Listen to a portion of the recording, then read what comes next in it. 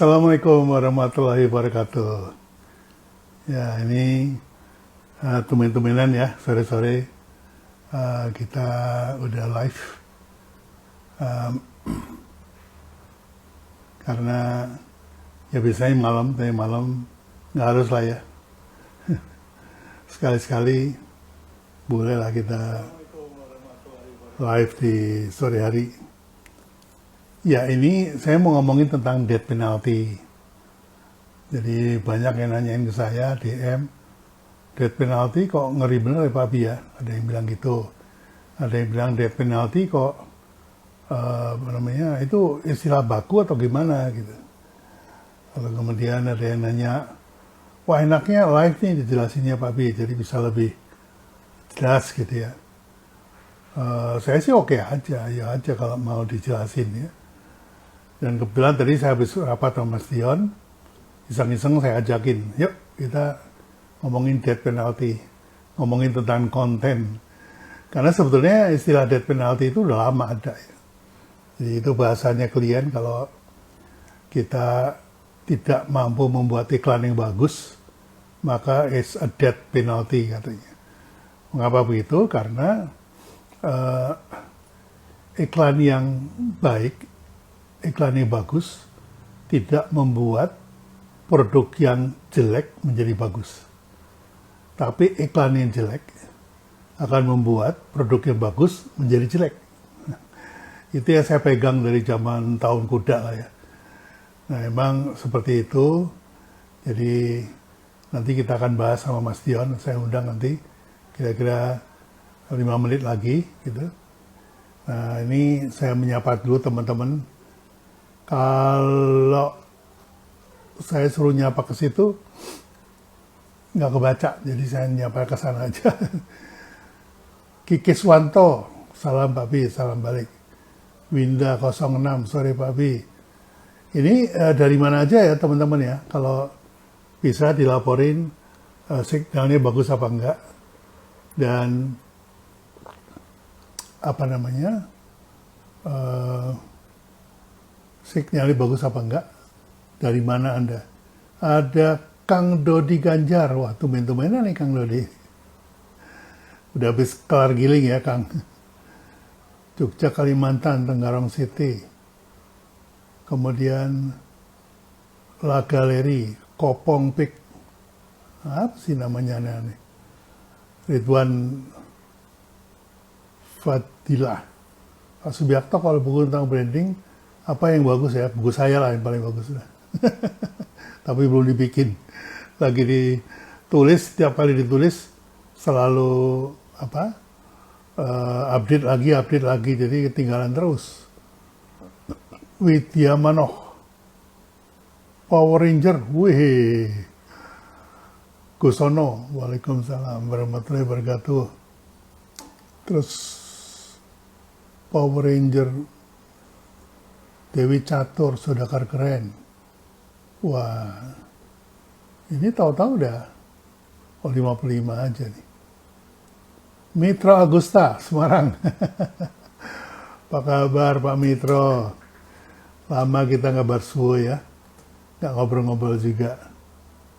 Kemudian Tommy Saragi, Dion Subiakto, ini Mas Dion udah masuk, nanti tinggal saya undang bergabung.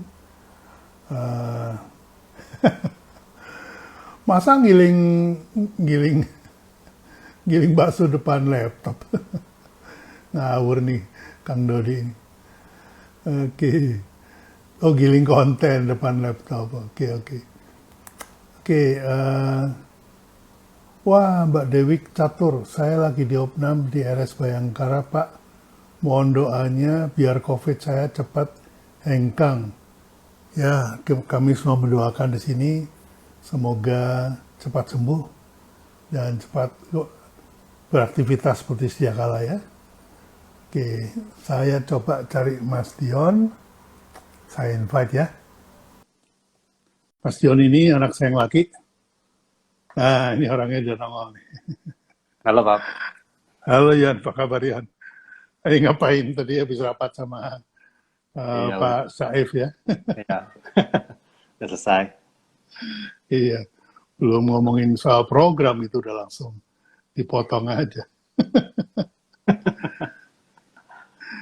Iya, Dion, ini tadi pagi kalau nggak salah, Hmm? itu Papa kan bikin postingan itu. Postingannya bunyi begini, death penalty. Oh ya, aku udah lihat. Udah ya. Hmm. Teman-teman pikir, oh ini ngarang-ngarang apa gimana? Loh, enggak, ini istilah lama loh ini. Istilah lama bagi klien yang salah pilih biro iklan zaman itu ya.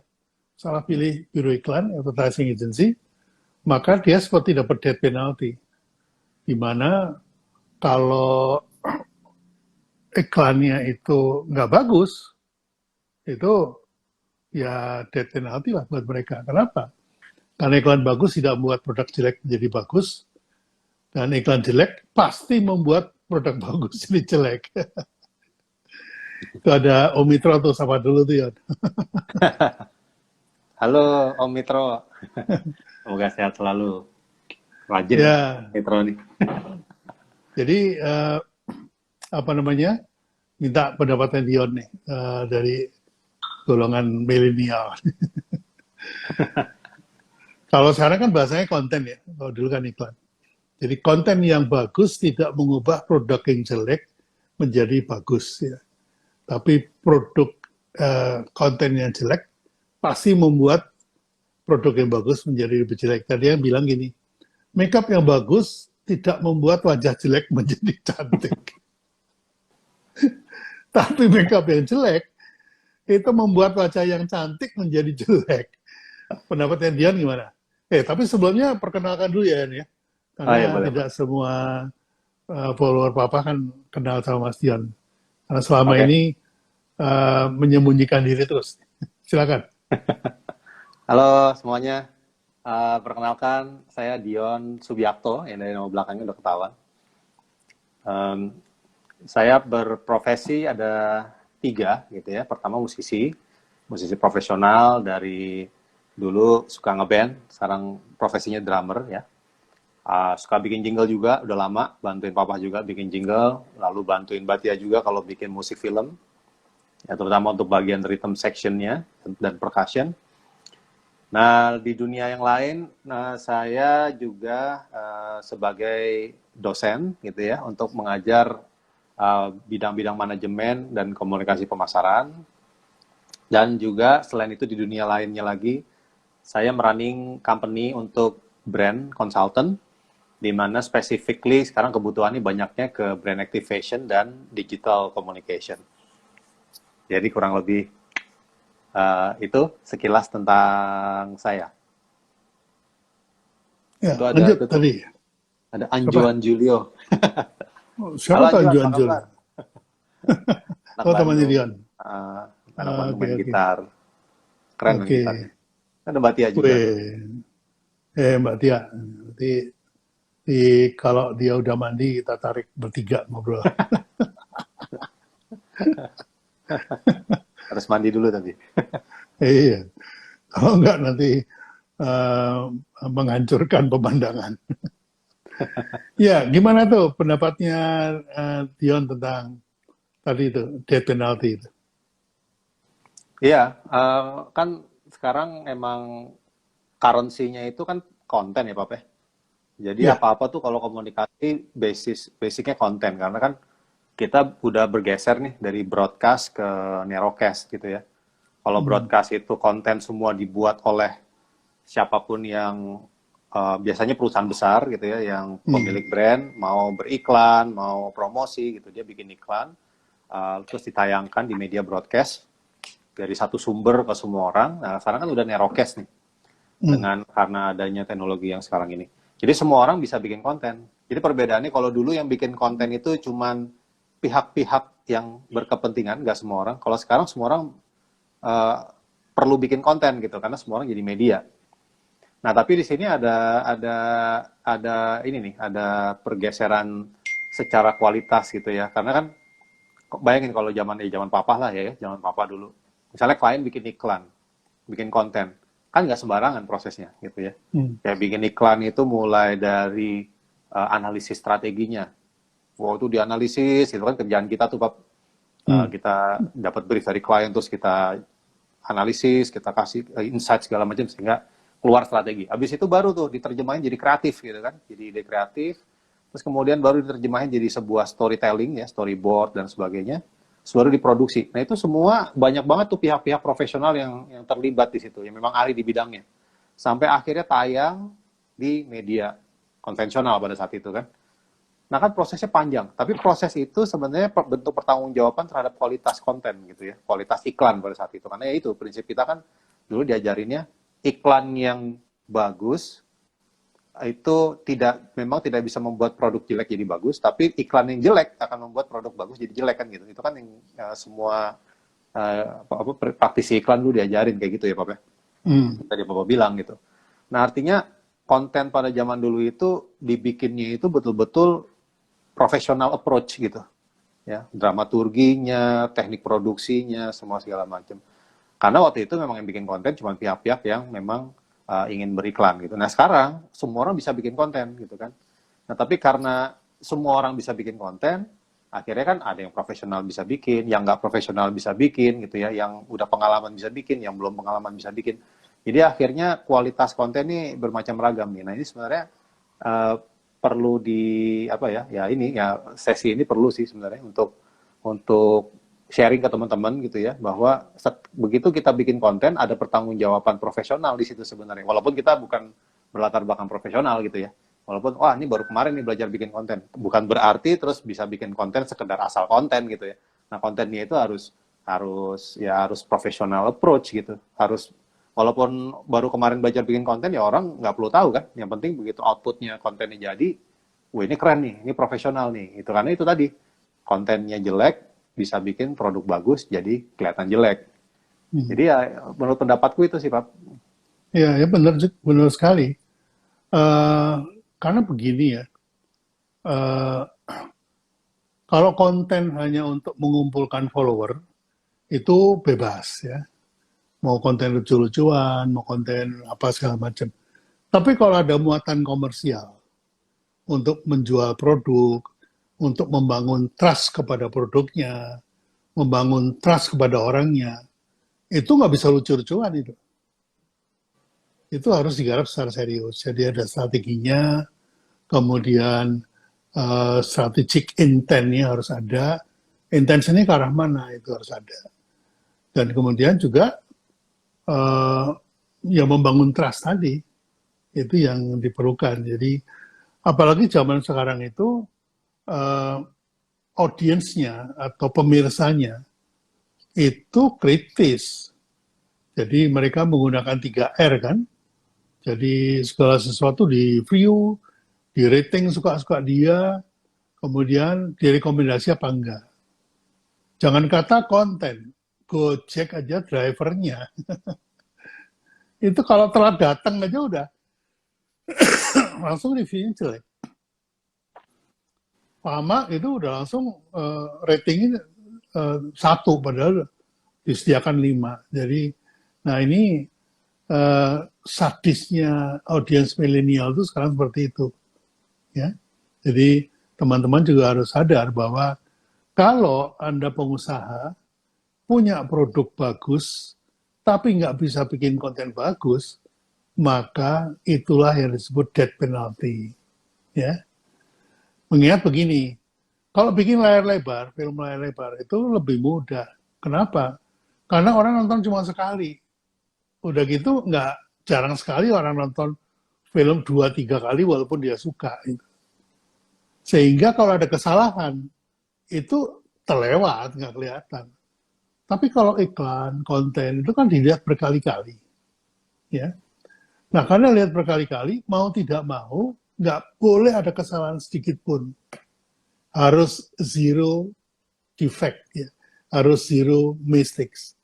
Nah, ini yang membuat kerja iklan, kerja konten itu nggak mudah. Jadi gimana nih menurut pengalaman Dion? Mas Dion ini kerja ikut saya umur 17 tahun ya? Iya. Sebenarnya dari sebelum itu juga udah SMP juga udah bikin jingle kan Pak?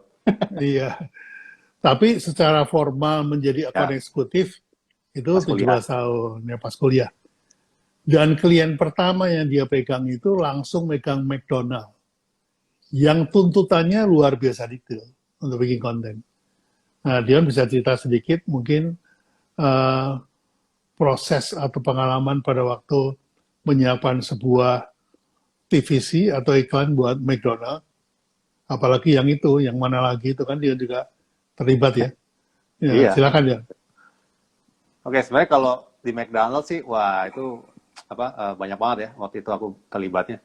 Pernah waktu itu yang kan McDonald's itu karena dia fast moving ini ya, fast moving bisnis gitu ya. Jadi kita setiap minggu kan selalu bikin tuh ya Pak ya waktu itu, selalu bikin harus Ya, bikin ada iklan-iklan. Jadi bikin iklan dulu tuh cepet banget. Seminggu udah tayang, seminggu tayang gitu. Nah, terus karena saking cepetnya, akhirnya kita dituntut untuk bisa multitasking tuh waktu itu. Jadi aku waktu itu jadi AE kan.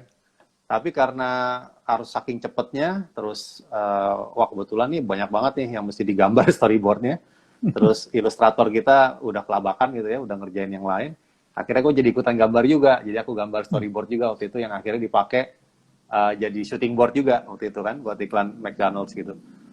Jadi kita harus dituntut jadi multitasking tuh untuk bikin iklan pada saat itu. Nah, kenapa sih waktu itu kayak gitu banget? Karena kita kan ada proses yang nggak boleh dilewatin ya. Kayak kita bikin konsep, analisis strategi, bikin storyboard segala macam. Jadi kalau mentang-mentang, wah ini orangnya kurang nih, nggak ada yang ngerjain. Ya udah skip deh, nggak usah pakai storyboard. Jangan gitu, itu nggak profesional namanya. Nah kita waktu itu karena saking belain proses tuh penting, gitu, demi kualitasnya iklan dan kualitasnya konten, sampai kita akhirnya berjibaku untuk multitasking gitu ya. Aku juga sampai gambar storyboard, aku juga ikutan jadi asisten sutradara waktu itu gitu ya. Sampai ikutan jadi talent juga, jadi talent figuran gitu ya. Jadi kita uh, benar-benar mengedepankan pertanggungjawaban kualitas, jadi proses semua nggak boleh ada yang di skip gitu ya. Nah begitu juga waktu yang McDonald's yang mana lagi selain di McD gitu kan, aku berdua sama Batia bikin jingle-nya. Seperti biasa kan, Batia kan bikin lagu, bikin musik. Terus Yon gimana nih beatnya, ritmenya gimana nih, drumnya gimana, aku semua gitu. Jadi ya aku main drumnya, aku main perkusinya, aku main bassnya, gitaris semua aku main. Terus Batia bagian stringnya biasa, bagian string section dan ininya dan harmoninya. Nah terus di saat yang bersamaan kita juga mikirin liriknya gitu ya. Nah liriknya itu berasal dari penyusunan strategi yang berdasarkan insight-insight yang Papa selalu kumpulin itu kan, insight-insightnya. Jadi ya itu demi kualitasnya supaya terjaga sampai akhir outputnya jadi itu kita benar-benar harus jagain supaya nyambung kan Pap gitu. Nah karena kita ya. jagain supaya nyambung, akhirnya kita multitasking gitu. Nah, itu sih yang pelajaran yang berharga yang aku dapat waktu Mega McDonald's pada saat itu ya. Jadi demi kita supaya jangan sampai ada proses yang hilang atau terskip. Nah orangnya tapi kurang nih, nggak ada yang megang. Ya udah kita aja deh, mau nggak mau gitu. Yang penting prosesnya nggak boleh hilang gitu kan, supaya kualitasnya nggak turun gitu. Jadi kitanya yang harus siap-siap multitasking gitu. Ya. Jadi apa namanya? eh, kalau dulu kan kalau kerja di perusahaan asing itu kita cuman kebagian satu kubikel, satu meja, dia hanya ngerjakan kubikelnya aja. Dia nggak boleh nyebrang ngerjain yang lain. Jadi kalau copywriter ya bikin kopi aja seumur hidup. Kalau art director ya dia bikin storyboard aja seumur hidup. Nggak ada tuh art director bikin copywriting, itu nggak boleh. Nah, itu yang kemudian kenapa dulu Pak Bin memutuskan, udahlah kalau gitu saya kerja di lokal aja. Karena perusahaan lokal itu serabutan. Kalau dulu bahasanya serabutan. Sekarang bahasanya keren, multitasking. Dulu mas serabutan gitu. Istilah tuh ngaruh Pak. Ya, ngaruh ya, nggak jadi keren ya. Ngaruh, biar keren. Serabutan kan kayak warungan banget gitu. Multitasking tiba-tiba jadi global gitu. Coba dulu, waktu Papa di Sakura Film, ya motret, ya bikin copywriting, ya rekaman, ya syuting, ya ngedit sendiri gitu. Itu kan zaman dulu dibilangnya serabutan itu. Itu nggak spesialis tuh karena generalis gitu. Nah, tetap aja Pak Abi bilang itu lebih luas. Jadi kesempatan buat anak muda seperti Papa waktu itu untuk belajar itu lebih agresif kan. Karena akhirnya ujungnya Papa berhasil membuat eh, dirinya Papa itu sebagai generalis yang spesialis di setiap step. Nah, itu Ya, yang jarang orang dapat kesempatan gitu ya, teman-teman. Nah, ini sekarang ini menguntungkan, menguntungkan. Kenapa?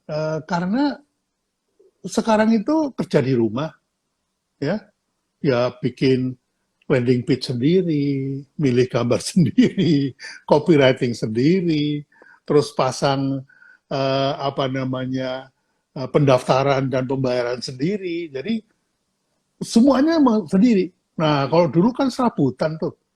Wah, ini Superman nih nggak punya super tim gitu ya. Loh, hmm, yang namanya tim itu bukan orang. Buat Pak Billy ya, buat Papa nih ya Yon ya. hmm, Yang namanya tim itu adalah fungsi.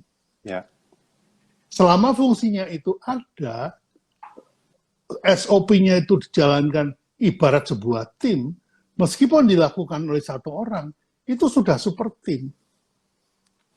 Pendapat Dion gimana? iya, benar. Kan aku kebetulan kuliahku emang masternya manajemen ya, Pak. Jadi aku tahu Hmm, manajemen itu memang basicnya adalah apa namanya, kita memanage ya dari planning, organizing, actuating sampai controlling gitu. kontrol Itu fungsi gitu ya. Fungsi itu nggak boleh hilang. Masalah fungsi itu mau diisi dengan formasi yang manusia. gemuk gitu, manusianya banyak gemuk gitu, atau ramping itu pilihan gitu sebenarnya. Nah, tapi ada konsekuensinya kan. Begitu dipilih kita pilihannya ramping, ya orangnya harus banyak fungsi kan gitu. Kalau misalnya formasinya gemuk, mungkin satu orang satu fungsi masih bisa. Tapi kalau begitu ramping, ya satu orang harus banyak fungsi gitu. Nah, aku mau nambahin tadi yang Papa bilang gitu, itu bener banget. Multitasking itu sebenarnya aku nggak setuju tuh istilah. Itu siapa yang ngomong tuh Pap dulu Pap? Yang pilihannya kalau nggak generalis jadi spesialis. Itu pemikiran linier itu nggak Zaman paradoks tuh. dulu, orang-orang Nah, ya, kuno tuh, orang kuno. orang kuno tuh ya. Nah, Kan kalau itu di dulu biro iklan kan satu tim tuh kubikel, kubikel, kubikel gitu kan. Dan ya. orang itu nggak boleh nyebrang. Tapi kalau di agensi kita dulu kan mau nulis copywriting silakan, mau gambar silakan, mau jadi sutradara silakan kan gitu. Ya, itu ibaratnya kayak kita dikasih tangan sama Tuhan, tapi kita cuman fungsiin tangan cuman buat salaman. Udah salaman aja nggak ngerjain yang lain gitu. Jadi apa mikirnya linier gitu ya, terlalu terlalu Iya. terpatok gitu. Padahal sebenarnya kita diciptakan dengan anggota badan yang lengkap gitu ya dan fungsi macam-macam. Jadi aku sebenarnya ngelihat multitasking itu kita dituntut harus generalis sekaligus spesialis. Nah, kenapa begini? Karena generalis itu kita harus di dalam multitasking itu kita harus ada multifokus gitu. Harus ada multifokus. Jadi kita harus bisa pada saat misalnya kita di saat yang bersamaan itu tadi Kang Dodi gitu ya. Apa namanya? Iniin bakso gitu. Tapi juga di saat yang bersamaan harus fokus sama kelasnya Pak Bi. gitu ya. Itu harus generalis kan? Harus Iya, harus menguasai semua semua disiplin. disiplin gitu. Hmm. Nah, tapi di saat yang bersamaan kita juga harus multi talent Hmm. gitu. Multi talent. Jadi multi talent karena di masing-masing disiplin ini ada goals-nya gitu, ada output-nya gitu ya. Hmm. Nah, output ini tidak akan terjadi kalau tidak ada eksekusi. Nah, jadi sebenarnya Betul. yang menentukan kualitas output ini di eksekusinya.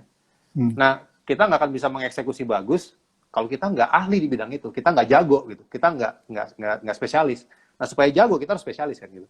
Nah, Ya. problemnya pada saat kita multitasking banyak banget yang kita jalanin, terus kita eksekusi, kita harus ngerakuin semua fungsi itu dan kualitasnya harus masing-masing itu harus bagus.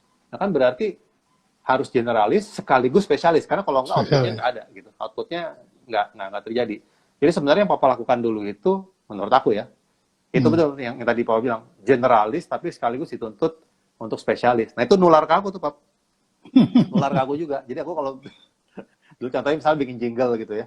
Bikin jingle, udah jadi nih jinglenya A gitu ya. Terus, wah ini harus dibikin versi dangdut.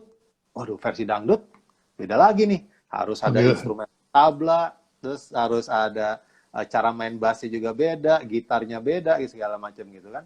Akhirnya, wah ini kalau ngelibatin banyak orang nih gemuk banget nih. Dan waktunya nggak bisa cepat kan, gitu kan biasanya kan kalau Overhead-nya digital juga gede tuh. overhead gede, deadline-nya juga jadi nggak bisa cepat gitu. Nah akhirnya waktu itu aku coba kayak ikut-ikutan kayak apa gitu kan. Aku belajar juga tabla sendiri, autodidak aja belajar tabla. Terus jadilah jingle dangdut. Terus oh ini harus dibikin versi campur sari. Akhirnya belajar juga kendang, jadilah tuh jingle campur sari. Jadi harus ya spesialis gitu, generalis tapi juga spesialis karena kalau enggak outputnya jelek. Nah itu sih apa namanya kekuatan kita kekuatan ya yang terbiasa dengan multitasking ya. Ya, tapi multitasking itu emang butuh multi talent ya. Nggak bisa Ya, tuh misalnya, oh saya kan penulis, jadi semuanya tuh ditulis gitu. Saya kan tukang gambar, semuanya digambar, nggak bisa juga.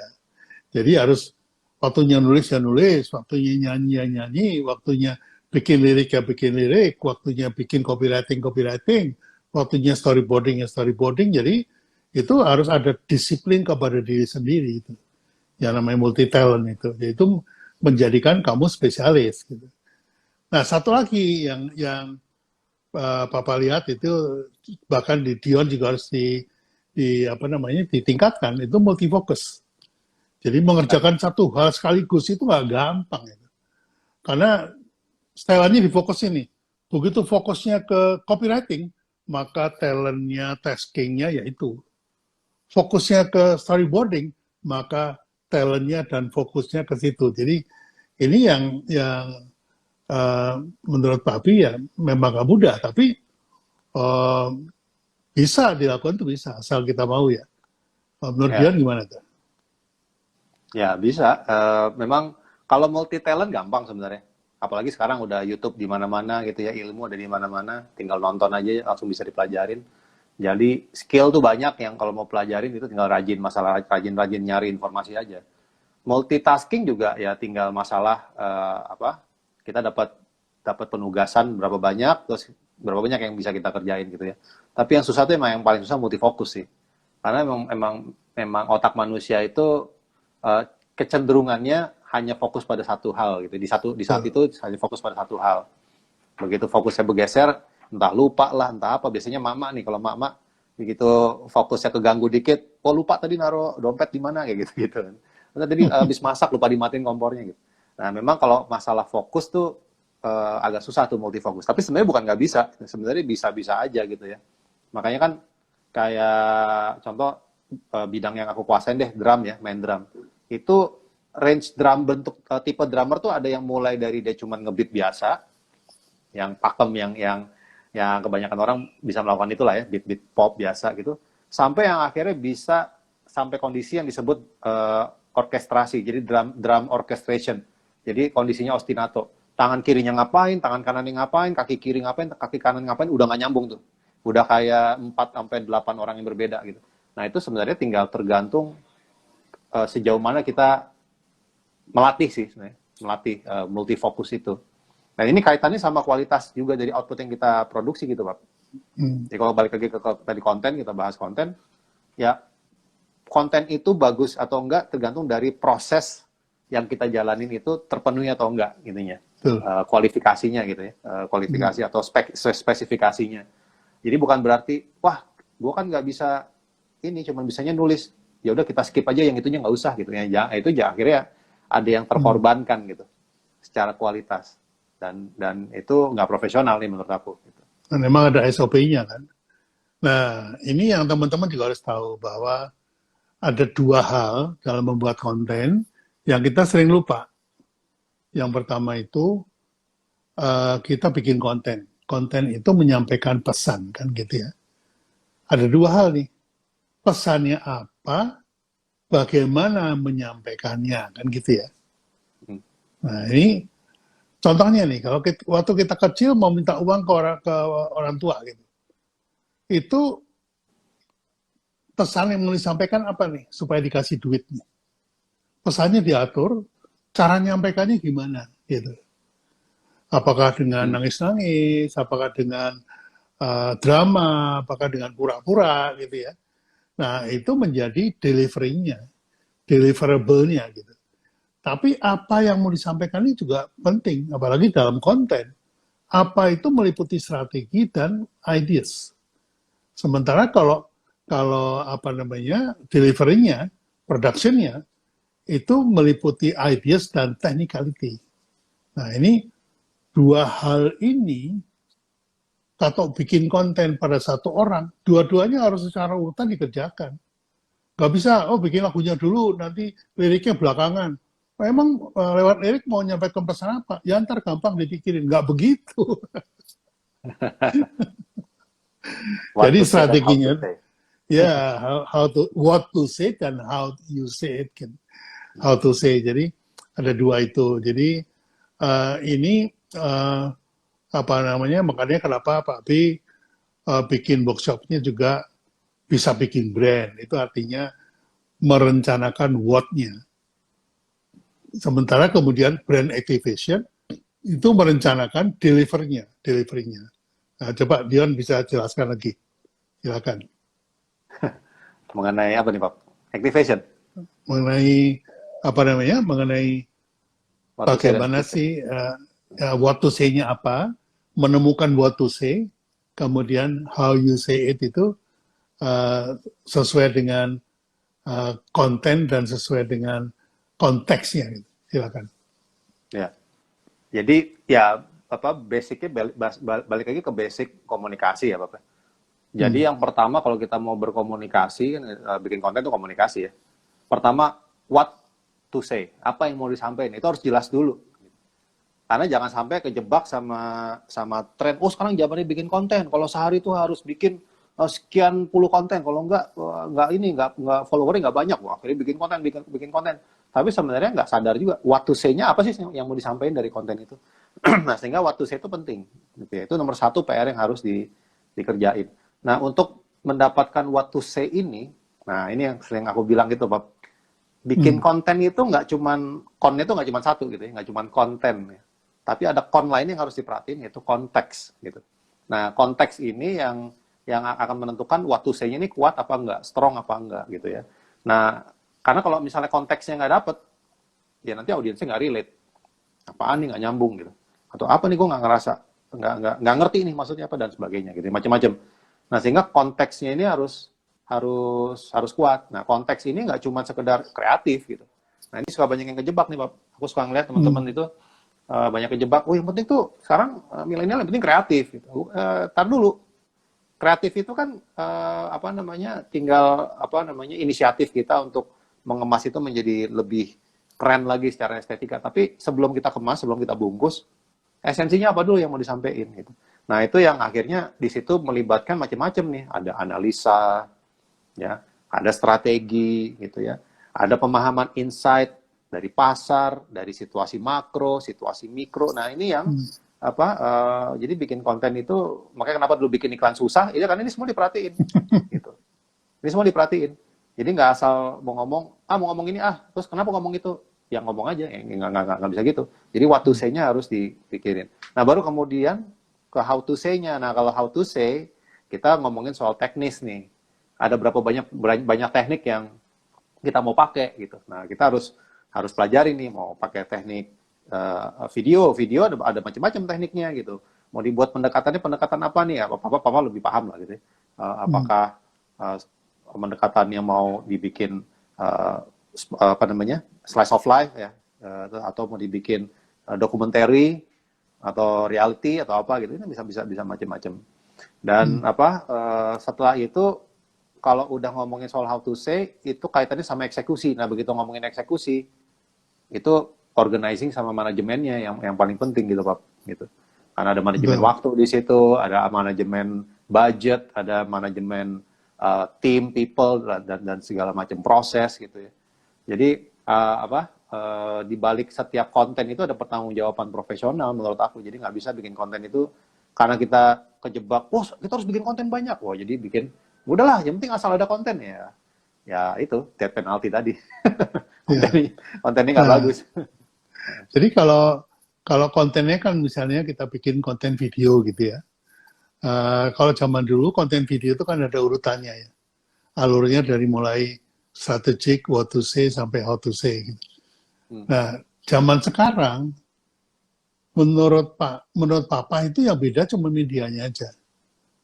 Tapi cara memproduksi kontennya tetap sama. Ya. Kalau dulu medianya broadcast, media berlisensi dari pemerintah dan berbayar. Kalau sekarang media sosial, di mana itu bebas, semua orang adalah media, semua orang itu bisa melakukan tanpa bayar. Ya. Nah, ini kan cuma konteksnya yang beda. Ya. Seolah-olah, wah, gua merdeka nih, bebas nih, saya kan sultan, nah, jadi boleh bebas-bebas bikin konten. Oh boleh, jangan lupa yang nonton itu akan mereview, merating, dan merekomendasikan atau tidak. Di situ jurinya. Ya. Nah, ini yang kemudian kita dituntut untuk membuat konten yang kontekstual dan tidak merusakkan produk kita. Menurut Dion gimana tuh? Ya, bener banget, Bob. Jadi aku di salah satu postinganku kemarin gitu ya, aku bilang bahwa kan literatur banyak yang bilang nih, sekarang milenial ini udah menjadi bukan konsumen tapi prosumen gitu ya, konsumen yang proaktif gitu. Nah, aku malah lebih ekstrim lagi. Milenial itu sebenarnya udah jadi konsumen atau audiens yang investigatif. Jadi investigatif audiens atau investigatif konsumen. Apa tuh artinya? Artinya anak-anak milenial sekarang ini bukan cuma sekedar kritis. Mereka itu gabungan antara detektif sama jurnalis. Karena mereka adalah media, jadi mereka bisa melakukan fungsi jurnalistis gitu ya. Dan mereka juga karena mereka bisa melakukan akses kemana-mana untuk nyari informasi, mereka juga bisa berlaku seperti detektif. Nah, jadi investigatif konsumen kan.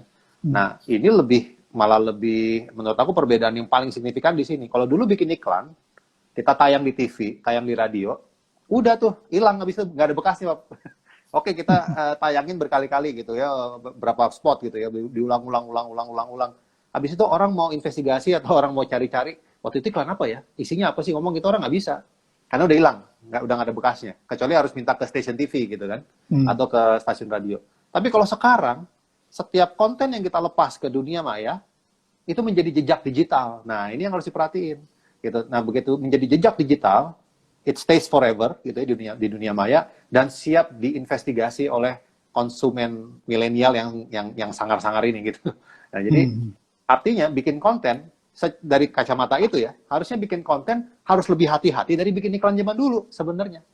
Yeah. Kalau zaman dulu bikin iklan salah-salah dikit ya udah nggak apa-apa, tayang 10 kali habis itu hilang. Tapi kalau bikin konten dia nggak hilang. Dia ada di situ terus gitu. Misalnya naik ke internet, ada di internet terus, ada di sini terus. Misalnya kita hapus pun udah telanjur di copy sama orang, udah telanjur di share sama orang dan sebagainya gitu. Sehingga jejak digital itu nggak akan hilang dan itu akan menjadi bahan investigasi dari konsumen-konsumen berikutnya. Nah, ini kan bahaya.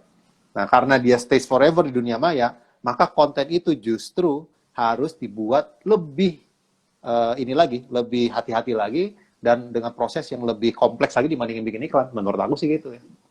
Ya berarti sebagai produsen, kalau kita hanya bikin produk saja yang bagus, itu udah nggak cukup itu. Iya, udah nggak cukup. Nah, sekarang gini contohnya, kayak anak milenial sekarang gitu ya. Aku baca ada data yang bilang bahwa ada beberapa negara diteliti milenialnya, terus dilihat Indonesia itu salah satu karakteristik anak-anak milenialnya yang apresiasi terhadap UKM itu tinggi gitu ya. Produk-produk UMKM tinggi. Jadi anak-anak milenial kita tuh kalau ngopi ya nggak di kopi-kopi kayak Starbucks yang gede-gede gitu, tapi di kedai-kedai kopi yang artisan, yang kopi-kopi yang inilah yang lokal punya gitu. Yang penting artisan. Nah, yang penting artisan. Artinya apa? Artinya aspirasionalnya anak milenial sekarang terhadap produk UMKM itu tinggi sebenarnya gitu ya. Sebenarnya tinggi.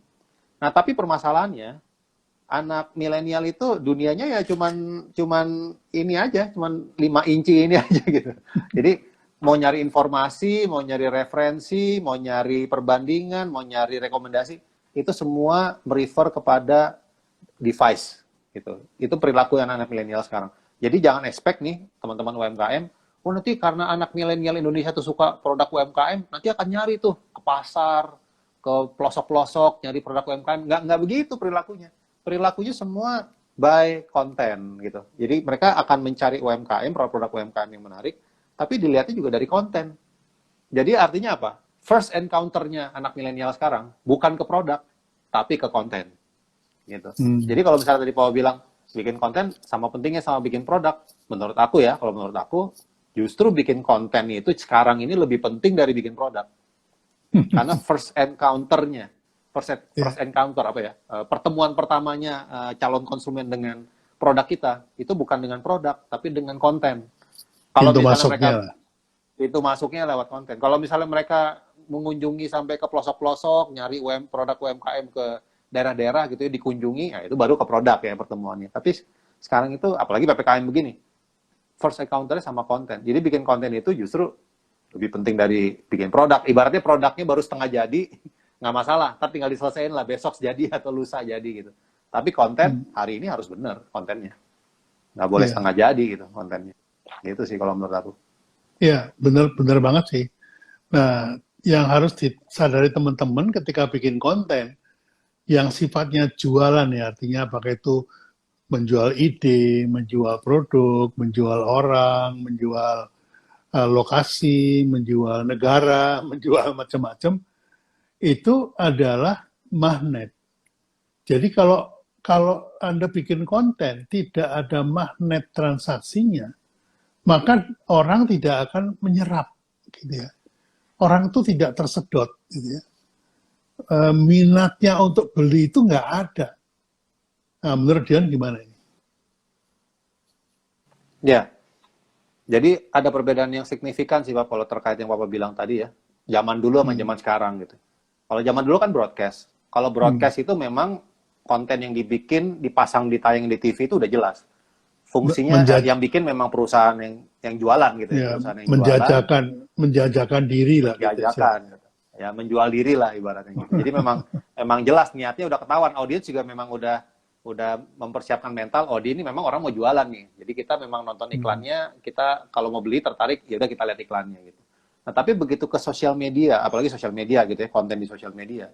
Orang itu ke sosial media bukan mau nyari produk, Pak. Gitu. Orang ke sosial media itu mau nyari apa sih? Mau nyari berita, mau nyari cerita, siapa tahu nggak sengaja kenalan sama artis, di-follow sama artis, atau apa segala macam. Jadi, interestnya banyak banget gitu, orang ke sosial media. Sehingga pada saat kita bikin konten di sosial media, jangan kayak bikin iklan zaman dulu, cuman jualan diri gitu, atau cuman menjajakan produk. Karena ekspektasi orang ke sosial media itu bukan nyari produk, tapi nyari relationship gitu ya, relations, nyari story, nyari news, berita, dan sebagainya.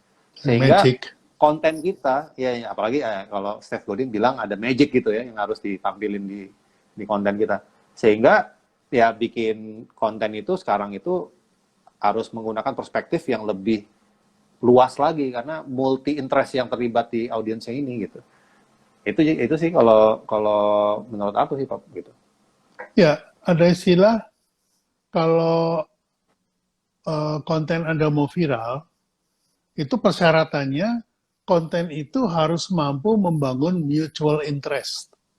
Interest yang sama dengan yang mau memviralkan. Jadi misalnya kita lagi browsing, kemudian ada konten yang, wih, ini gue tertarik dengan konten ini, gitu kan. Nah, saya akan bagi kepada teman-teman yang interest yang sama. Terjadilah viral. Kenapa? Teman yang diviralin itu akan membagikan lagi karena punya interest yang sama. Nah, banyak yang nanya, banyak yang tidak mengerti yang dimaksud dengan mutual interest. Dion bisakah coba penjelasan mungkin? Mutual interest. Interest itu bunga bang, bukan? Itu beda, interestnya itu nyebelin. Nah, interest yang dimaksud itu ketertarikan gitu ya, ketertarikan atau kepentingan yang ketertarikan yang menjadi penting buat siapapun orangnya gitu ya. Begitu orang itu memiliki interest terhadap sesuatu, berarti itu adalah sesuatu ketertarikan yang dianggap penting buat dia gitu.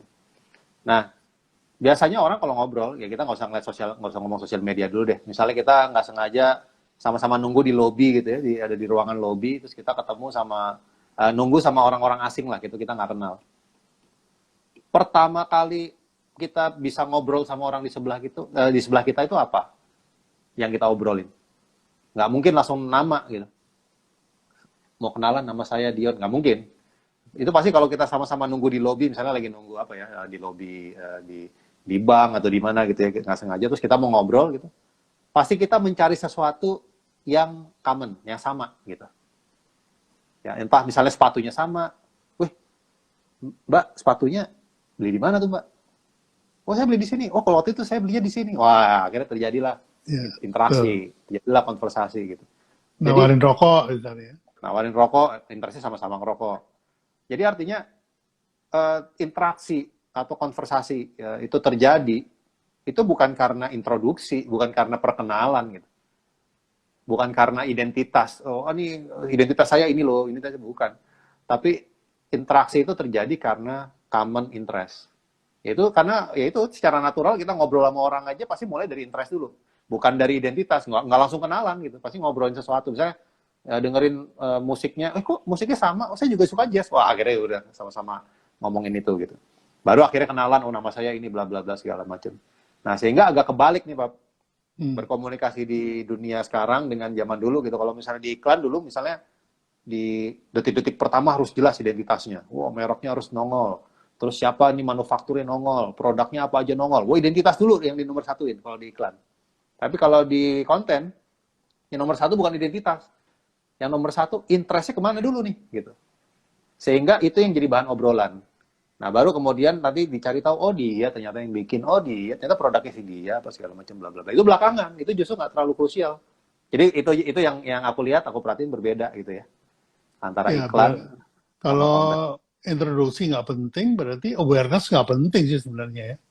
Iya, awareness jadi nomor 2 lah gitu. Nomor 1 yang penting ya involve gitu ya, terlibat Iya. gitu, terlibat terus berinteraksi dan terakhir engage gitu. Nah, kaitan dengan ini berarti algoritma sekarang itu benar ya bahwa jumlah follower tidak penting. Yang penting kita mendapatkan jumlah orang yang punya mutual interest yang sama ya. Iya, aku juga sependapat sih. Ya, Karena kalau ya, misalnya gini, ini juga mungkin wake up call juga ya buat teman-teman yang mungkin sampai saat ini masih berpikir, oh followers itu wah everything gitu ya. Followers banyak itu nomor 1 yang harus diperhatiin gitu ya. Nah, ini mesti mungkin perlu wawasannya perlu ditambahkan lagi gitu ya. Karena fungsi dari media sosial artinya suatu media yang memiliki mekanisme terjadi multiplier effect gitu ya. Semua bisa saling men-sharing, berjenjang dan sebagainya itu tidak akan berjalan kalau cuma sekedar followers. Buat apa kita punya followers 1 juta, begitu kita kasih sesuatu gitu atau kita bikin satu konten yang nerusin cuma 50 gitu misalnya. 1 juta tapi cuma 50 yang bereaksi, yang nerusin konten kita, terus yang co-creation yang bikin segala macam. Nah, akan lebih bagus misalnya followers kita nggak perlu 1 juta, mungkin cuma 1.000 gitu ya, atau mungkin 5.000 atau mungkin 10.000 ya, nggak nyampe jutaan, cuma 10.000. Tapi 10.000-10.000-nya itu setiap kita bikin konten, setiap kita menyampaikan sesuatu, mereka nerusin, terus mereka sharing, terus mereka nambah-nambahin gitu ya. Wah, ini bagus banget yang disampaikan bla bla bla bla bla dan segala macam. Artinya di situ bikin konten bukan cuma sekedar bikin orang tertarik terus follow. Bukan cuma di situ. Tapi gimana caranya kita bikin konten, orang tertarik, orang follow, terus kemudian orang itu butuh dan percaya gitu, Pak. Believe sama apa yang kita buat. Nah, sehingga mereka rela untuk jadi tribes kita kan gitu. ya, ya, betul. Ya, jadi Papa malah melihat kecenderungan begini. Orang yang ingin mengumpulkan follower banyak-banyak, itu sebetulnya dia akan mempraktekkan kembali ke broadcast. Iya, benar. Saya punya 1 juta follower, 6 Jadi juta stasiun TV. follower, jadi stasiun TV. Yang programnya kebetulan program dia gitu. Kayak misalnya Atta Halilintar itu melalui program yang dia lempar ke YouTube, akhirnya dia punya follower sampai puluhan juta. Ya. Akhirnya Itu kan jadi channel kalau TV ya. channel TV kayak Sidul anak Betawi gitu. Jadi sebetulnya bermain di sosial media tapi tidak menjadi zaman now gitu. Jadi yang diperhatikan tetap zaman old gitu. Ini yang yang mesti diingatkan teman-teman karena penilaian tidak lagi oleh juri, oleh badan sensor, tapi penilaian sekarang udah dilakukan oleh follower. Nah, kalau begitu, Bapak mau tanya nih, ada yang mengatakan pada video marketing is the future content. Video marketing istilahnya tuh. Bapak juga bingung juga nih apa disebut video marketing. Tapi video marketing menurut mereka itu the future content. Nah, menurut Dion gimana? Ya, ntar dulu, ini marketing yang dimaksud marketing yang mana nih? Karena marketing itu kan dari tahun 40-an juga ada gitu ya. Sampai marketing yang sekarang gitu. Kalau masih pakai paradigma marketing yang zaman dulu, maksudnya video marketing, marketing yang zaman dulu itu, ya apa bedanya sama iklan yang dulu kita pernah buat gitu. Ya, Maksudnya promotion. Jadi. produk lagi, terus promosi lagi, ya, pricing lagi gitu. Masa itu seputar itu aja. Nggak ada yang something new gitu. Tapi kalau misalnya marketing yang dimaksud itu udah beralih ke marketing mix di ekonomi, digital ekonomi gitu ya, di mana udah bukan 4P lagi tapi 4E. Nah, di situ kita bukan bicara price lagi, kita bicara excitement. Kita bukan bicara produk lagi, tapi kita bicara engagement. Kita bukan bicara lagi soal placement, tapi kita bicara everywhere. Kita bukan lagi bicara soal promosi, tapi kita bicara evangelist gitu. Nah, maka video marketing yang marketing itu, nah itu baru menarik gitu. Itu baru menjadi sesuatu yang dibutuhin sekarang. Tapi kalau video marketing itu masih pakai marketing yang 4P, product, price, place, promotion, itu teori tahun 46, bos gitu. Jadi, apa namanya, tar dulu nih, maksudnya video marketing yang mana nih? Nah, itu mesti diperjelas. Jadi, ya aku sih setuju-setuju aja, asal marketing yang dipakai, konsep marketing yang kekinian gitu ya. Yang marketing mix yang sekarang gitu. Sebetulnya, nah, tapi tadi, ya, sebetulnya kayaknya mungkin maksudnya ingin mengatakan bahwa video adalah the future content gitu. Jadi konten yang ultimate itu ya video karena lengkap ya, audio visual, ada diciptakan momentum, storyline dan segala macam. Jadi merupakan alat komunikasi yang paling lengkap ya. Itu video konten. Tapi menurut Papa itu video konten zaman dulu yang berupa iklan gitu sudah cukup sulit untuk dikerjakan. Tapi kayaknya lebih kompleks zaman sekarang. Karena tadi harus ketemu mutual interest-nya. Kalau mutual interest-nya nggak ketemu, value-nya nggak ketemu, kayaknya nggak bakal jadi bagus. Iya. Jadi sebenarnya masalahnya bukan di videonya sih, Pak. Video itu kan tools ya. Itu materi gitu. Tapi again, kontennya apa dari video itu? Isinya betul. apa gitu. Nah, jadi videonya sendiri harus dibahas nih, maksudnya video isinya apa, bukan masalah videonya. Terus marketing juga marketing yang mana nih gitu. Jadi istilah video marketing, maksudku gini, jangan, nah ini kan suka kejebak nih teman-teman, banyak banget teman-teman yang terjebak oleh arogansi istilah. Aku bilangnya arogansi istilah gitu. Begitu ada istilah baru, wah nggak mau ketinggalan gitu. Video marketing. Tar dulu gitu. Ini istilah maksudnya kemana nih gitu. Karena video itu bisa macam-macam, marketing juga bisa macam-macam gitu. Ya jangan kejebak sama arogansi istilah. Jadi dibahas dulu esensinya. Nah, terus kemudian ya itu tadi, kalau balik lagi ke masalah konten gitu ya Pak ya, terutama di media sosial. Ya itu tadi yang lebih penting menurut aku sih yang tadi kita bahas gitu ya. Karena kan itu ada dua kata sebenarnya, ada media, ada sosial ya. Sosial media, media sosial.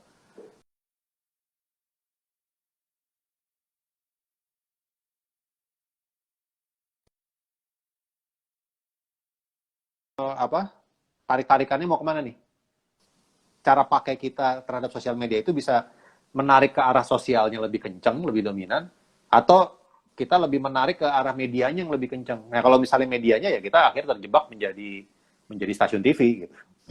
Ya, fokus pada follower sebanyak-banyaknya, terus kita bikin konten banyak yang lihat. Itu kita jadi stasiun TV, apa bedanya sama stasiun TV? Karena kita kejebak ke medianya. Tapi kalau misalnya kita mau create mutual interest, kemudian ada KOL di situ, terus kemudian ada tribes-nya, nah kita lebih mengarah ke sosialnya gitu. Nah, ini kan sebenarnya tinggal masalah treatment. Lebih ke human behavior-nya ya. Ya, lebih ke human behavior-nya, which is the social side-nya gitu kan. Aspek sosialnya yang lebih kencang. Ya, tapi Papi cuma mau pesan aja kalau betul video itu merupakan alat komunikasi yang paling esensial ya. Buktinya ada TikTok, kemudian ada IG Reels, kemudian ada YouTube, mereka mengandalkan video. Maka kalau bikin video ya jangan nanggung ya, harus sesuai dengan SOP-nya dan juga kontennya gitu. Itu sih menurut Papi. Nah, ini relate dengan, makasih, relate dengan apa namanya, workshopnya Mbak Tia nih yang mau dibikin bareng besok ya kalau nggak salah ya. Ada Reza, ada Hanung ya. Iya kayaknya. Itu dia Besok ya. kan bikin series tuh. Jadi seri yang pertama itu music seri. Nah, seri musik itu menghasilkan 18 orang yang siap untuk bikin ilustrasi musik dari konten video. Nah, kayaknya nih mereka lagi menjaring director series yang besok itu menjaring sutradara-sutradara muda yang nanti akan diminta bantuannya untuk bikin konten. Gitu. Sehingga karena yang ngajar Hanung sama Reza, maka taste-nya itu adalah taste layar lebar. Ya kan seperti itu. Menurut Dion gimana tuh? Ya, justru menurut aku sih kelas kayak yang dibuat Batia ini bagus ya, Papi. Karena kalau kita bikin iklan di era broadcast kan, ya budgetnya memang ada gitu kan dari klien dan sebagainya gitu ya. Tapi kalau misalnya bikin konten, dan konten itu kadang semua harus bikin konten kan, mau baik itu bisnis, personal, semua segala macam. Tapi kan tuntutan profesional di dalam membuat konten yang tadi kita bahas tadi panjang lebar, itu kan tetap harus ada gitu ya. Dari segi tuntutan kualitas, dari segi tuntutan dramaturgi, storytelling dan sebagainya gitu ya, audio visual belum lagi. Nah, artinya butuh ilmu nih gitu, butuh ilmu. Jadi kalau misalnya dulu kita bikin iklan, kita nggak ngerti, nggak apa-apa deh, kita tinggal hire sutradara, beres gitu kan. Tapi kalau sekarang bikin konten, ya karena yang bikin konten bisa siapa aja, sebaiknya semua orang harus paling tidak memahami dasar-dasar bagaimana membuat teknik, membuat pendekatan dramaturgi ketika membuat video itu menjadi penting buat dipelajarin sih menurut aku gitu ya. Apalagi kalau langsung diajarin sama sutradara profesional gitu ya. Mas Hanung, terus ada Reza di situ gitu. Harusnya Papa juga ikutan tuh, Papa juga sutradara profesional juga. Ya, tapi Jadi apa? pengen tahu juga selera anak muda sekarang kayak apa kan. Gitu. Ini Mbak Tia masih ada nggak sih? Kalau ada diundang ikut ngobrol nih. Ini suruh ikutan aja, Pak. Cara ngundangnya gimana sih cara ngundangnya? Dia harus ada dulu kali. Dia harus ada dulu ya? Tadi ya kayaknya ada. Iya nih, orang yang mana nih? Supaya jelas gitu teman-teman, pentingnya konten yang mempunyai taste yang bagus itu apa gitu. Karena kalau kontennya itu, di Japri aja. Kalau kontennya itu taste-nya nggak bagus, itu pengaruhnya orangnya merasa produknya juga sama taste-nya. Gitu. Ya bentar ya, saya juga minum dulu.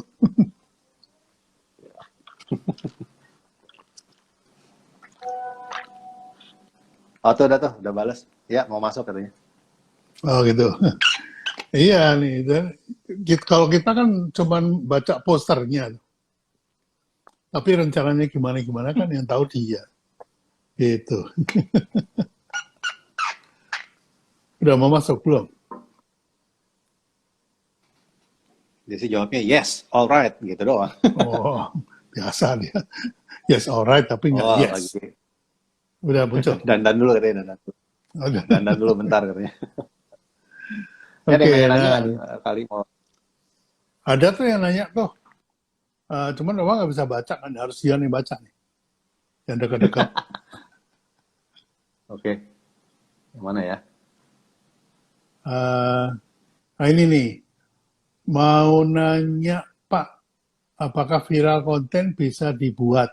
Atau viral konten itu bagian dari bonus player fix Papa jawab ya. Ya. Viral tuh bisa dibuat. Viral tuh bisa dibuat. Bahkan ada, kalau Anda mau masuk ke viralmu.id, di situ Anda akan dibantu memviralkan oleh orang-orang yang memang mendapatkan sajen ya, mendapatkan bagian dari biaya viral itu. Itu silakan. Nah, sekolah bisnismu, bikin konten sama dengan menyampaikan pesan. Pesannya apa? Bagaimana menyampaikannya? Ya, betul.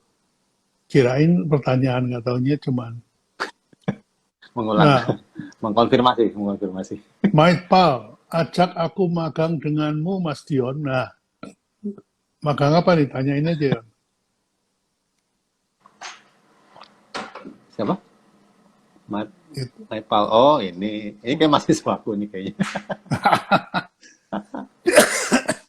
Oke, Masih, siap. ya. Berarti udah masuk katanya, Pak? Udah, oke. Undang ya. Ehm,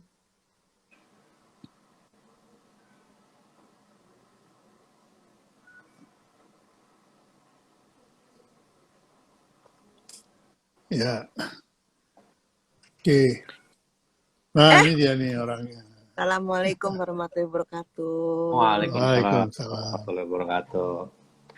Aduh, kita baru kali ini ya trio live. Biasanya kalau trio tuh band jazz, Musik. mainstream. Gitu. Ya, Tia piano, Dion on drum, Papa on bass. Lagunya Ipanima. Wah, kuno Wah, banget. Iya, Tia, ini tadi kita ngobrol-ngobrol tentang konten nih. Terus kemudian, eh, apa namanya, eh, kita dengar-dengar kan besok ada workshop nih, Tia, sama Mas Anung sama Reza. Workshopnya kan director series. Itu isinya apa sih? Kira-kira diajarin apa? Kasih tugas apa gitu? Coba Tia cerita deh. oke. Assalamualaikum warahmatullahi wabarakatuh. Aku perlu memperkenalkan diri nggak sih? Ya, perlu. Perlu ya? Kenal lo, semua orang tahu lah. Ya udah deh. Jack. Nah, jadi gini, apa namanya? Nanti di tanggal 3 September sampai dengan tanggal 4 September itu akan ada workshop yang sifatnya adalah tutoring. Jadi di hari pertama ada sahabat saya Reza Rahadian yang akan bercerita tentang bagaimana syuting di rumah gitu. Karena waktu mini series Sementara Selamanya itu Reza benar-benar berhasil menerapkan itu gitu. Nah, jadi Reza akan cerita pengalamannya pada kita. Nah, di tanggal 4 September Mas Hanung akan bercerita tentang teknik yang lebih detail gitu. Jadi yang memang bisa diaplikasikan oleh semua teman-teman di sini. Jadi kalau misalnya dilewatin kayaknya sayang banget deh gitu. Nah, sementara aku akan membawakan Theater of Mind.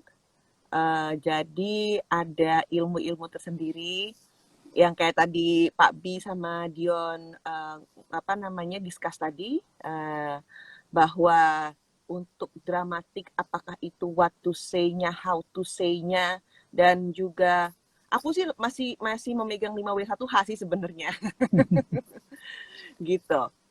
Nah, Iya. jadi aku akan lebih menerangkan tentang itu. But don't worry, aku memang ada di hari dua hari itu. Nah, setelah tutoring, yang pasti kita akan ada tugas. Pas ada di tugas itu, ya kita semua berkarya mencoba membuat konten gitu. Oke, Sesuai kalau dengan yang pengajaran tanggal 3 dan 4 September ya. Gitu. kalau Berarti nggak yang cuma tutor ya? Enggak, Ada kasus juga ya, ada sama prakteknya, ada ada assignment praktek. ya. Iya, ada waktu Soalnya yang pertama berat ini. kan ada film pendek dari Mas Anung ya. Karena waktu pas di bulan lalu itu kelasnya memang tentang musik film.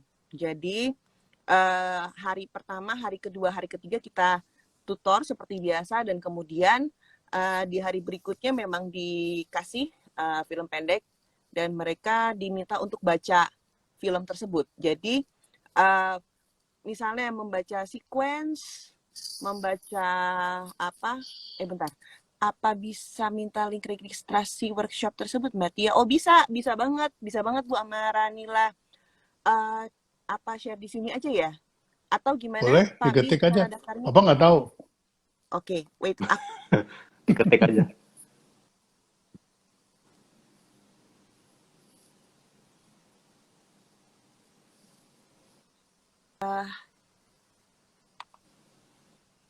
Ini linknya. Mungkin kalau ngelihat di Instagram aku su.biakto.tia ada link dan juga untuk narahubung ya, gitu, nomor narahubungnya, gitu. Keren sih itu konsep workshop. Jadi bukan cuma tutor ya. Kan biasanya kan kalau kelas-kelas tuh cuman apalagi online begini, kebanyakan cuma ngasih materi aja udah gitu. Ya udah gitu kan. Ini ibaratnya di mentoring juga gitu ya, bikin kasus terus dinilai, ini segala macam diarahin sama Iya, dan Mas Hanung dan Reza gitu ya. ya Sama lo juga. pokoknya nanti semua peserta akan dikasih kesempatan untuk presentasi satu-satu. Nanti akan kita lihat gitu. Wow, keren. Gitu ya. Nah, kalau yang pertama itu kan filmnya dari Mas Hanung, terus ngisi musik skornya, lalu terpilih dari yang 70 orang masukin musik scoringnya itu, terpilih 18 orang ya, yang menurut Betul. dia, Mas Hanung dan teman-teman, dia cukup punya kepandaian, cukup punya skill set dan tool set yang yang memadai untuk bisa bikin musik film ya. Iya. Jadi itu orangnya udah terdaftar ya. Artinya kalau misalnya nanti dari yang hadir di sini atau nanti dari tempat lain, itu Mbak Tia bisa nggak bantuin cari musisi untuk ngisi videoku gitu? Itu ada ya orangnya? Oh, tentu bisa. Nanti aku akan koordinasi dengan, jadi dari workshop yang bulan lalu memang terpilih 18 musisi yang oke. Jadi nanti sebelum ini sebelum dimulai juga kita akan meeting dengan para musisi tersebut gitu. Itu anak-anak muda yang skill setnya udah digital semua ya? Iya, yang pasti sudah digital semua. Karena kan Okay. bulan kemarin memang masing-masing presentasi satu-satu dengan musiknya, kemudian dinilai, kemudian dikasih masukan apakah perlu revisi atau tidak, kayak gitu sistemnya. Itu nanti kontennya disesuaikan dengan umur dari posisinya ya? Kalau kontennya untuk usia baby boomer, ya musisinya baby boomer kali ya? Oh ya, tentu. Nah, kebetulan kita memang punya peserta termuda sekitar umur 12 tahun. Wow. Jadi nanti aku juga akan meminta ke namanya band. Jadi nanti aku juga akan minta band untuk ikut bantu teman-teman juga. Itu berarti musiknya musik game gitu ya pasti ya? Nggak ketebak juga sih Pak. Kadang-kadang gitu ya? anak kecil malah musiknya tua. Jadi memang aneh, sebenarnya tergantung kontennya, karena kita juga ada musisi yang basicnya EDM gitu-gitu tuh ada gitu. Oke, pokoknya dia udah punya dari workshop pertama itu bank atau semacam komunitas yang bikin musik ya. Nah, targetnya untuk yang kedua ini apa nih? Kan Tia bilangnya director series ya. Targetnya apa nih? Targetnya adalah bagaimana caranya peserta bisa membuat konten dari perencanaan sampai end result. Tentu dengan kapasitas dan kemampuan masing-masing, tapi aku percaya kok semuanya pasti bisa. Yang penting berani aja. Jadi berani aja nanti pas tugas tuh berani bikin konten. Udah, nanti misalnya ada musik, ya udah yuk kita bantuin gitu. Aku bantuin bersama tim yang kemarin. Nanti diseleksi lagi terus dapat 20 atau 30 sutradara muda gitu ya kira-kira ya? Iya, betul. Oke. Nah, karena baru musik sama penyutradaraan, berarti nanti akan ada pemahaman tentang lighting, tentang Pasti, kameramen gitu ya. pasti, pasti. Ya. Nah, memang setiap bidang. Jadi gini, mungkin yang ini secara umum dulu, karena sebenarnya directing itu memang harus mengetahui semua disiplin ilmu dalam ini ya, dalam membuat produksi ini gitu ya.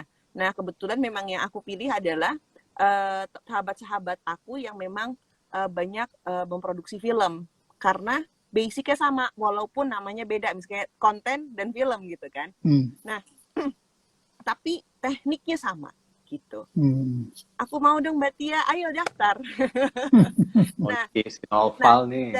dari mereka sendiri akan berbicara tentang penyutradaraan secara persepsi mereka ya, menurut persepsi mereka. Nah, nanti secara spesifik pun saya akan juga mengundang DOP. DOP itu maksudnya Director of Photography gitu, misalnya sahabat-sahabat saya gitu ya. Nah, itu mungkin di kelas yang ditunggu saja bulan-bulan berikutnya. Karena itu sudah secara detail kan, nggak mungkin ngejelasin dalam waktu semua sekaligus, nggak bisa gitu. Memang akhirnya dibikin series gitu.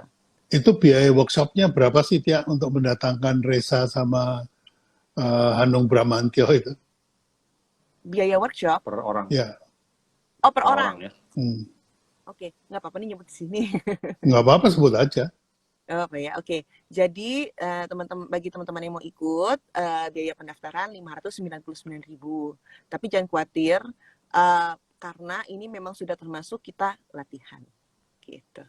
Ya, kalau menurut teman-teman di Evapora kemarin, waktu dia bilang 599.000, mereka kaget kok murah sekali, padahal kan yang ngajarnya kelasnya kan Reza sama Hanung gitu loh. Reza loh. Itu kan udah paling top gitu. Kok cuma 599 itu maksudnya apa gitu?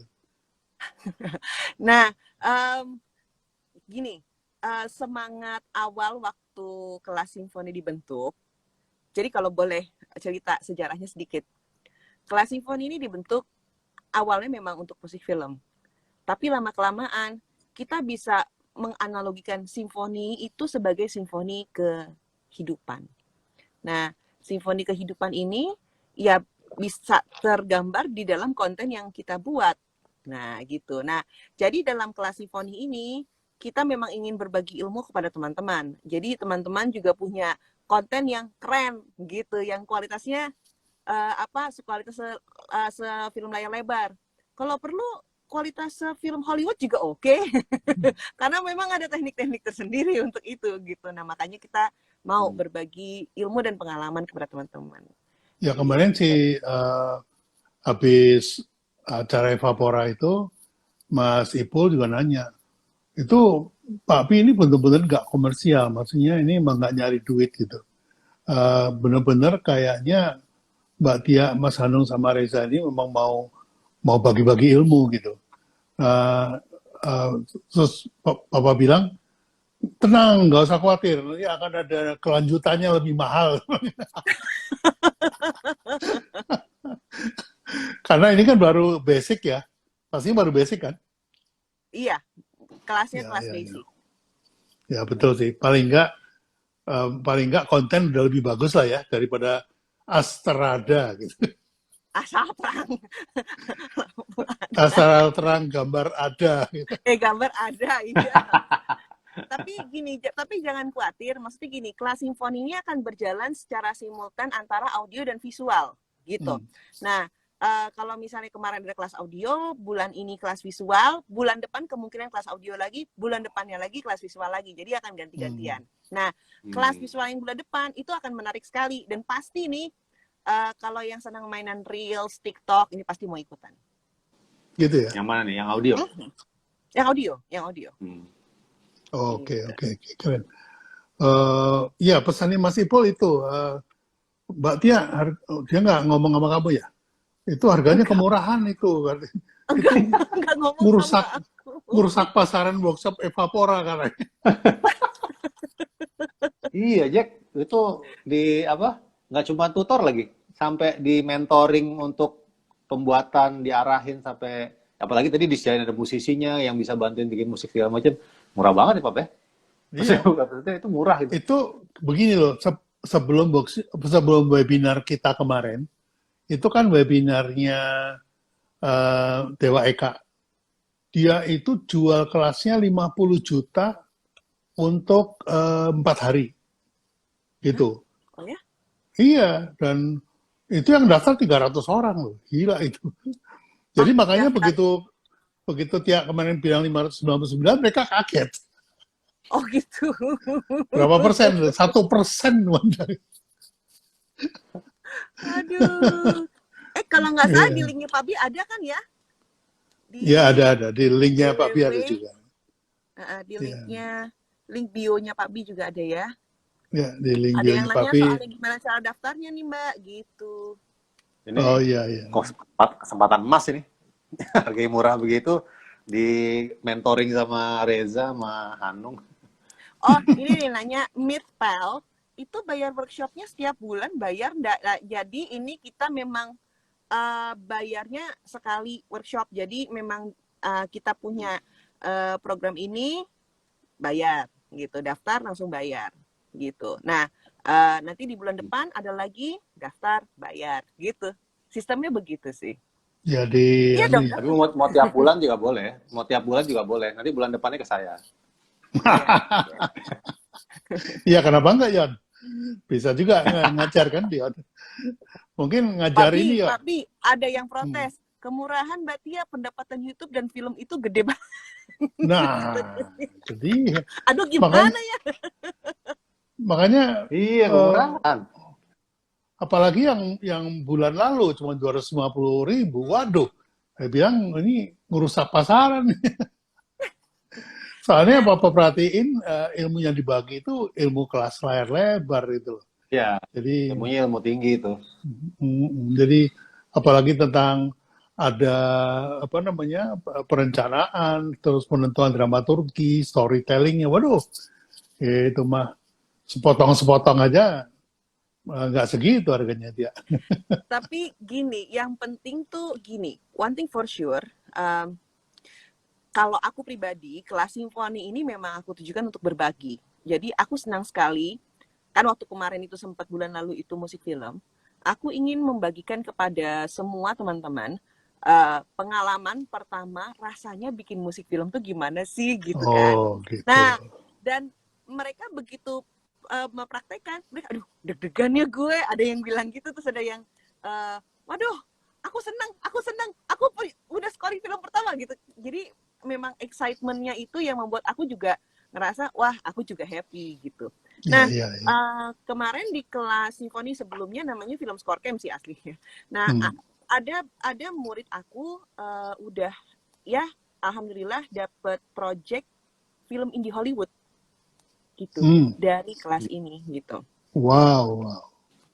Iyalah. Gitu. Kan yang ngajarnya kelasnya Hanung kan udah berapa kali menang Piala Citra, Tia sendiri udah menang Asia Pasifik gitu. Waduh ya jangan segitulah harganya gitu karena sengirit-ngirit ilmunya pasti kan bocor juga gitu. Mbak Tia, kalau aku undang ke Tidore bisa nggak? Kebetulan aku IO. Nah, itu dia. Coba bertanya kepada Pak Bi. Oh, Pak Bing ngurusin lo, Pak. Nah, bukan, kan Bapak kita. Oh iya. Ayo, Boleh, Mas Ari boleh. Coba Pak Bi dijawab. Setelah PPKM ya. Boleh. Setelah Ya, PPKM ya, Mas Ari. Ya. Oke. Ada yang mau dijawab lagi pertanyaan Tia? Apa nggak bisa baca nih? Oke, Kak, aku pernah bikin scoring waktu SMA. Wah, iya kemarin ikut kelas ini nggak, kelas yang bulan lalu nggak? Kalau misalnya enggak ya coba nantikan kelas bulan depan ya. Gitu. Itu tuh hubungannya sama audio. Ini pakai apa sih? Musik. Kelasnya pakai apa sih? Hah? Pakai Zoom ya? Kelasnya pakai apa? Pakai Zoom. Untuk sementara kelasnya pakai Zoom. Kita online dulu karena kan memang yang penting ilmunya sampai apapun caranya. Nanti kalau misalnya keadaan sudah aman, habis PPKM, keadaannya sudah stabil, ayo deh kita berangkat ke Tidore, berangkat kemana-mana. Amin ya Allah, amin. Aku juga kangen kan, kepengen ngajar yang offline gitu tuh. Kangen banget. Ya, Asli kangen. Dan ini sebenarnya inline dengan kebutuhan bisnis ya. Eh, kita kan punya beberapa klien yang butuh juga bikin konten ya, Yon ya. Yang Iya. ada konten yang maunya mengcover cerita YouTuber di Wamena, YouTuber di mana tuh? Di eh, apa nih yang suku Baduy gitu kan. Itu kan keren, Baduy tapi YouTuber. Nah, kalau kita ngirim ngirim apa namanya kameramen, ngirim tim dari Jakarta berapa ratus juta Wah, habisnya kan. Itu mahal sekali oh, kan. ini malah ada yang Nah, lagi nih Pak Bi. hmm, Kak, untuk bulan depan kelasnya bayar berapa, Kak? Oke, nanti kita rapatin ya, Mas Gilang ya. kita naikin, pasti dinaikin. Saya yang protes. iya. Terus, Kenapa? Karena nggak cuma tutorial aja loh dia. Tutorial sekaligus coaching, sekaligus mentoring, dan dibikinin grup untuk dikasih kerjaan loh. Kan gila tuh kan. Dion aja kliennya kalau misalnya timnya tiap siap ini, anak-anak siap untuk bikin konten, kita orang kasih order kok. iya, Gitu. iya, Ya, iya. ini Itu. udah pembinaan nih, bukan kelas lagi nih, Jack. Gue jujur aja nih. Ini udah bukan kelas lagi, ini udah pembinaan ini. Tapi Udah. kapan lagi kita mau mengamalkan ilmu yang amalia? Ya nggak? Iya Iyalah, sih, seni. iya sih. Tapi penanaman modal akhirat masih terlalu muda gitu. Kalau kalau papa itu penanaman model akhirat bisa. Kita Oke, ini bilang sekarang setiap bulan ada jadi naik katanya. ada yang bilang, Kak, aku Setuju. ketinggalan mau ada kelas apa, Kak? Oke, sekali lagi, aku aja yang ngomong ya, Pak Bi ya? Ya, Gimana? Jadi, terserah. Pak Bi Ini aja kalau yang ngomong mahasiswa ya. udah nggak di absen nih, Gantian, tinggalan. gantian. Pak Bi aja yang ngomong. Loh, bukan, yang tahu programnya kan kamu, Pak. Dia Oh, kan nggak tahu. oke. Jadi di tanggal 3 sampai tanggal 4 September akan ada workshop bikin konten rasa layar lebar, Director Edition. Jadi yang akan membawakan materinya adalah Reza Rahadian di tanggal 3 September dan Mas Hanung Bramantyo di tanggal 4 September. Materinya tentang bagaimana kita caranya membuat konten dan bisa syuting di rumah, dan juga ya nanti diajarin teknik-teknik film secara khusus ya. Aku nggak tahu nanti Mas Hanung gimana ngeramunya, tapi begitu. Nah, sementara aku sendiri akan mengajar tentang Theater of Mind dan juga 3S Power yang kemarin belum sempat kesebut di Evapora kemarin. Kalau mau tahu 3S Power itu apa, yuk langsung cus daftar. Gitu. Oke, jadi memang tadi juga Papa ngobrol sama Dion bahwa memang untuk bikin konten itu diperlukan multi talent, multitasking, dan juga multifokus. Karena sekarang semua dirangkap sendiri dengan adanya fasilitas editing, fasilitas color grading yang disederhanakan bisa dioperate dari handphone gitu loh. Jadi ini Ya. kan alatnya boleh sederhana, orangnya boleh satu orang, tapi outputnya tidak boleh sederhana. Outputnya tetap harus profesional. Nah, ini Betul. sebetulnya And result is the most important. betul. Jadi ini yang Papa tekankan pada teman-teman. Oke, ini udah 5 menit lagi, udah 5:30. Bapak belum sholat asar, nanti ketinggalan. Jadi Belum masak. belum asar. Tadi soalnya habis rapat terus makan terus langsung live. Jadi baru ingat, oh iya belum asar. Oke, silakan Dion atau mungkin Tia dulu menutup harapan atau mungkin arahan buat teman-teman. Silakan. Oke, kalau saya berharap semoga teman-teman selalu bisa kreatif untuk membuat konten Dan kalau memang mau tahu pembuatan konten rasa layar lebar, bisa langsung mendaftar. Ada di link bio-nya Pak Bi, judulnya konten rasa layar lebar. Oh iya Mbak Vivi, sampai ketemu di workshop juga. Nah, dengan demikian saya juga senang banget kalau misalnya bisa join, kita nanti akan have fun bersama karena sebenarnya pembuatan konten itu adalah hal yang paling menyenangkan. Gitu. Gimana, Jack? Silakan Dion. Closing aja. Ya, ya kalau aku dari kacamata ini ya Bapak ya, strategi communication-nya. Jadi walaupun konten itu, pembuatan konten sekarang itu justru menuntut kualitas yang lebih tinggi dibandingin pembuatan iklan zaman dulu. Kalau iklan zaman dulu itu cuma ditayangin beberapa kali, udah habis itu hilang. Sedangkan konten itu stays forever di dunia maya. Artinya semua orang bisa akses, semua orang bisa share, semua orang bisa komentar dan sebagainya. Sehingga tidak ada excuse, no excuse. Bikin konten itu outputnya harus keren. Mau kalian itu personal atau kalian itu bisnis, apa kalian itu individu atau kalian itu tim, nggak ada alasan, outputnya harus keren. Dan itu ya ini kebetulan kelasnya ada murah lagi gitu ya, monggo ikutan aja. Bapak juga mau ikut tuh. Ya, ayolah. Baik teman-teman sekalian, terima kasih perhatiannya, sudah mendengarkan kita sekeluarga ngobrol-ngobrol. Ini juga kangen dalam nggak ketemuan nih. Udah berapa bulan ya, Jon? Sejak PPKM berjilid-jilid ini kita nggak ketemu. Ketemunya cuma di layar handphone kalau nggak di Zoom. Jadi ya sekaligus kangenan Iya. gitu ya. Jadi loh ini masih ada yang nanya kelasnya kapan? Nah, tanggal 3, Oh iya, 4. kelasnya tanggal 3 sampai tanggal 4 September. Dan setelah itu akan ada praktek. Gitu ya, Mas. Asuransi mobil Garda. Daftar kelasnya. Oh, daftarnya coba cek link bio-nya Besok. Pak Bi sekarang. Ya? Oke. Oke. Oh, Jadi tanggal 3 sebagai bisa, penutup, ya, sebagai penutup, saya cuma berpesan bahwa a good content does not change a bad product into good product, but a bad content will definitely change good product into bad product. Nah, terjemahnya apa? Ya, Jangan aku. Gimana? Dion. Gimana aja deh. Konten yang bagus memang tidak bisa membuat produk yang buruk menjadi produk yang bagus. Tapi konten yang jelek itu pasti akan membuat produk yang bagus jadi produk yang jelek atau terlihat jadi produk yang jelek gitu. Kalau saya pesannya, membuat konten, memproduksi konten, sama pentingnya dengan memproduksi produk.